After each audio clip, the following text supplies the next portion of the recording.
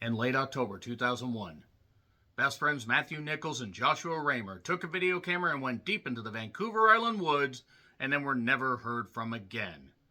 Both families were completely distraught. Both families just wanted some kind of closure. Even if the inevitable did occur, they just wanted to know what happened to their boys. The police wanted to provide that closure, and the police canvassed the entire area. They combed, they raked, they climbed the trees. They were searching through everything, searching for a needle in a haystack, seemingly, and all they could find was the video camera that they had. The case unfortunately went cold for 23 years, until Tara Nichols, the sister of Matthew, got a documentary crew together and said, I want to find out what happened to my brother, and I'm going to get those answers. But unfortunately, when it comes to finding out answers, sometimes the answers you get are not the answers you want.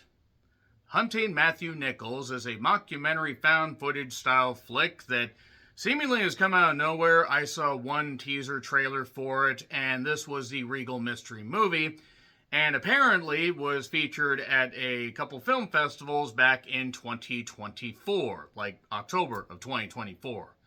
And for those who don't really understand how a calendar works, that means that this film has basically sat on the shelf for over a year and a half, or at least around that, because obviously this thing was filmed well before the film festival, and then they couldn't find a distributor until they found Dropkick Pictures. Dropkick Pictures, of course, is throwing a dropkick about as well as Kerry Von Erich without his prosthetic foot, or as well as Dory Funk Sr. after he died, or as well as Okada when he decides to give a shit. Enough sub-referencing as far as wrestling goes. So, this is filmed in Canada, obviously, as you can tell by Vancouver Island, if you didn't understand how geography worked. And boy, Canadian stuff is just dripping out of this film. I live near the Canadian border, by the way, so the Pacific Northwest feel of this did kind of make me feel a little bit at home. But going in basically completely blind, understanding this is a mockumentary type thing, I basically just wanted to give it a chance. And there are a few faces that you might recognize, like if you pay attention to TV. There's no huge name in this cast, but we do get Miranda McDougall, who plays Tara. We get Christine Wills, who's been in television. She plays Pam. And then there are others. This was written and directed by Markian Tarasuak. Sorry if I got that wrong. He's been in some films. You might recognize a few.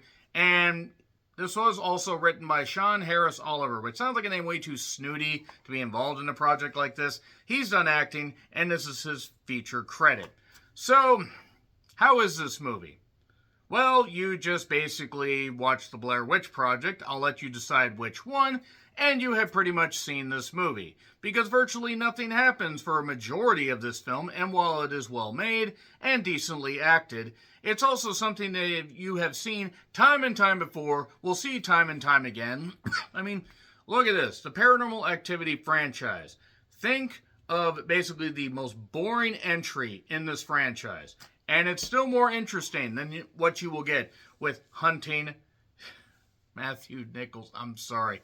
I wasn't even going to review this, and I'm going to explain why I'm reviewing this. This movie is so boring and so bland and has such little material, and you can tell that they were trying to honor the memory of the Blair Witch Project, which maybe I probably shouldn't have rewatched just a few days ago. Probably shouldn't have done that.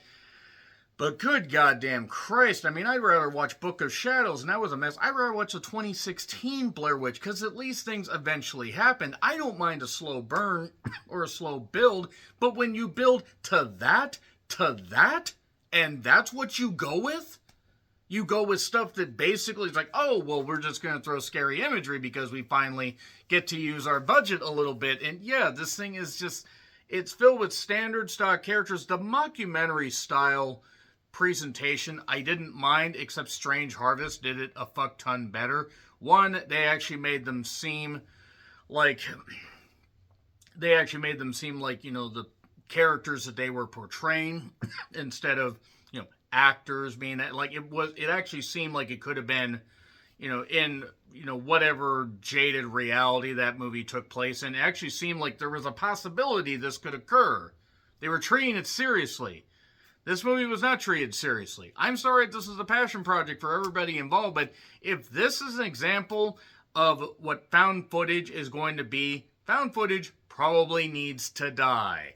Raw File is something that was on Tubi that was actually pretty goddamn good, that was made on a micro budget. I've seen other found footage movies that are on Tubi that weren't great. Our Trip to Berrybrook was actually pretty good, and that was made seemingly by just a few friends.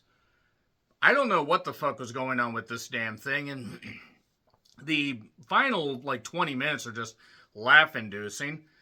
This thing is just, it's not good. I don't understand how in the world this got a theatrical release when you see just a swath of films that get shoved right onto streaming. I mean, I'm all for films getting a theatrical release and people getting a chance to show their art, but when it's less art and more short, yeah, not great. It's going to be in theaters soon. 3, 2, 1, and spoilers. I actually think it's going to be in theaters in a couple weeks. So, yeah, let's talk about basically what happened. Matthew and Joshua took a camera and they went to investigate this urban legend of this guy, Roy McKenzie, who apparently, it could have been a possible Wendigo, whatever, who the fuck knows. There were people that were saying, oh, he caused death for this hunting area that really just looked like about 3 cabins, but I digress. And now they're looking for what, Matthew and Joshua ended up doing.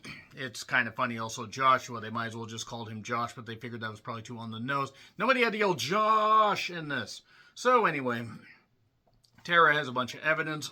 There's this totem thing that looks like it's straight out of Conjuring, The Devil Made Me Do It. Thanks for reminding me of that. I really appreciate being reminded of that entry, that fiasco. Still better than Conjuring 4. Conjuring 4 Last Rites. God, I wish that franchise got its last rites. This movie had last rites spoken over it before the production started because you could just tell this thing was straining. This thing was straining to fill its goddamn 80-something minute runtime. So, while Tara is looking for a bunch of this stuff, we get interviews with these various people. And there's Black Bear Forest. I believe that was the location they were going to. I don't really give a shit. I would have rather followed black bears with just cameras on them because it would have been far more interesting than what we got here. But Tara sees that there's a bunch of evidence and then notices something. She's like, wait a second. They found the camcorder and there were 8 tapes that they found and 8 tapes got checked out. What about the tape in the camcorder? So she gets that. And then they look at the camera. Now they look at the tape that was in the camera. We do end up actually seeing later what is in that. And basically, the boys are just going absolutely insane because they summon this ancient spirit thing. It almost tries to go a bit like The Fourth Kind, except I think The Fourth Kind had a little competency to it. Not much, mind you, because that movie's pretty shit. But that ends up basically, we end up seeing interspersed footage later on at the conclusion of what happened, and none of it really ends up going anywhere. And Tara kind of snaps at the investigator. I believe the investigator was named Pam. I really tuned out a lot of the names here because none of the characters are very interesting. Again, somewhat decently acted and somewhat decently shot at times. Not all the time, but I give them points for at least trying. So, Tara kind of grills this lady on this tape and everything because she sees this tape and she's horrified. She's trying to find answers, and this lady tells her, look, we found the cabin, but we knocked the cabin down, and you could go up there, but we don't, you're not going to find anything, you're not going to find any closure. There we are. So, then Tara's so distraught, she decides to try to walk into this, I think it was actually the ocean inlet. She tries to do that, and then ends up getting put in the hospital, and she ends up then getting out and deciding, you know what, I'm going to go into the woods myself. since you guys don't want to go with me. Why was there a crutch holding the trunk open? What was wrong with the goddamn trunk? Was that a crutch? I have so many questions about that. That was probably the biggest question I had about this movie, was why they used a crutch to hold the trunk open. But I digress. They decided to go into the woods, but instead of having the one guy that we always just see behind the camera, go with them, he's going to stay behind, but the other guy's going to go with her into the woods, and they're going to go with supplies. So now we're going just full Blair Witch Project. But they end up with tents, and boy, this camping trip was intense, and they end up finding a circle of rocks and everything, like we're just really fucking going to the... You should just have stick figures in the goddamn trees. They referenced the Blair Witch Project at least 3 to 4 times that I caught. They probably referenced it more. I don't really give a fuck, because this movie just made the Blair Witch Project better because they actually tried in that. And then basically Tara's trying to do, she has this necklace thing that ties to, that ties this ritual. Also, a little earlier, they talked to Joshua's dad, who ended up giving them this book that was tied together that the boys found in the library, wherever the fuck the library was. And it has all these weird symbols and all this weird ritualistic stuff. So, smartly, Tara decides to do, cut her hand and everything and do this deal, drip some blood on the goddamn rock and whatever, and do the thing with the necklace. And she is going to get them to answer. They don't answer. Then they go to bed. And then she starts freaking out when she wakes up, goes with her spelunker helmet just a few feet off, but they can't afford to film it. They just film her going off. And then she comes back getting the guy and says, hey, wait a second. Look, the cabin's right here. They actually summon the cabin. I assume they summon the cabin. Or they just don't have good peripheral vision. So they end up going into the cabin that just happens to be there. It's like the house in Blair Witch Project. It just conveniently was there. God, you motherfuckers have no originality. Stick to acting. Please, please stick to acting. Please, don't ever make a film like this again. Never do that. So anyway, they end up... I know that I probably shouldn't be picking on... because you gotta start somewhere. But if this... God damn it. I mean, James Cameron ended up doing, like... I think it was the Piranha sequel. It was one of those. And he ended up going on to make great films. I don't think that was the case here for this particular deal. So, nevertheless, they end up basically going in the cabin, and then they're going to do this ritual thing with these 2 candles, and the candle on the left is yes, and the candle on the right is no.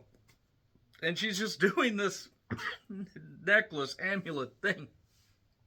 And, talking to Matthew and finding out this stuff and not really getting answers and thinking that it's her brother.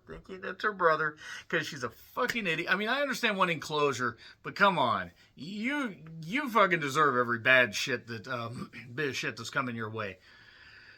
So then she ends up basically, her brother gets summoned conveniently. We don't happen to really get to see him, but we get to hear him say Tara. But then she gets dragged away almost quarantine style. And then the other guy freaks out with the camera and leaves. About the only smart thing that he's done. And he freaks out and runs into the goddamn woods. And then he stops at one point and we conveniently see this hand reaching around the goddamn tree. Because they're a wood sprite.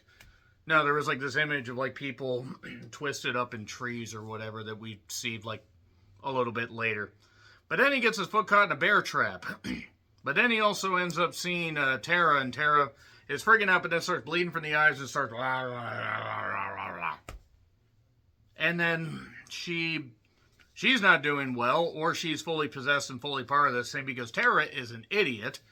And then we see this guy end up basically killed. The camera falls, he's drug off, and then about 20... of these wood sprite things jump out, these naked wood sprite deals, and then one picks up the camera, and then we get basically we basically get, a little bit like Tara's like, well, if I can't find out, okay, then I don't find out anything extra. Otherwise, I could get some closure. And then we smash cut the credits. And I remember the guy that I mentioned before that didn't go with them. He was waiting in the car. Apparently waiting in the car and didn't waste a battery. He just was out of the way of these wood sprite ghost things, so he wasn't dead. He finds the other guy in the goddamn hospital, and then he starts freaking out and everything, and then we go to credits, and what the fuck was this? Seriously, what the fuck was this? The fuck was this? It may actually be one of the worst films of the year because it's just so painfully just recycled and hackneyed and just hacked to bed. I don't know. I don't know what the fuck. I don't know why. I don't know why in the world any of this existed. Why they thought this was a good idea. If this is a passion project and a way to bring closure for a family member that actually went missing, I do apologize if that is the case. But there are better ways to present it other than hunting Matthew Nichols. So, yeah, terrible. Really terrible. F. I'm sorry, F. One of the worst horror films of the year. Agree, disagree with what I said? Like, share, subscribe, Twitter, Letterboxd, Wooska handles in the description. I'm John Ritlin. Until we see a better found footage offering again, please, please, please, can the next found footage offering be better than this? Happy trails to you.